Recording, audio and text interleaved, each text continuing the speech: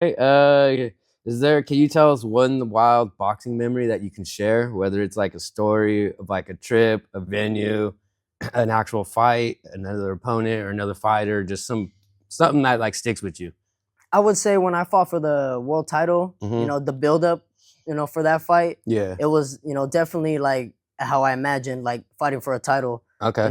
I was out there in Mexico City. I was out there for a few months training, working hard.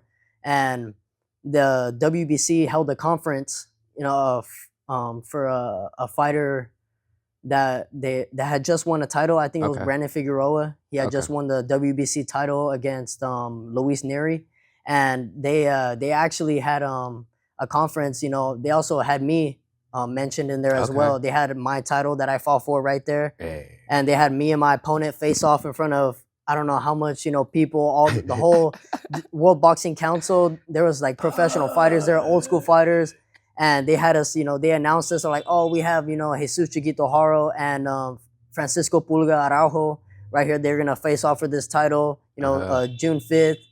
Of this year, and yeah, they were just building it up, and I remember just giving my speech, letting them know how I felt, and how my prediction was gonna go, and he gave his own little 2 cents Hmm. in there, and yeah, they had us face off, and there was everybody was cheering, everybody was clapping, everybody was like talking smack, everybody was doing all That's whatever. great. Yeah, they were That's doing what they great. had to do, and it was definitely a Oh, great experience. that's good. Yeah, just like I'm envisioning it as you're saying. I'm like, damn, that pie ain't never had nothing like No, yeah, that. So I can only imagine.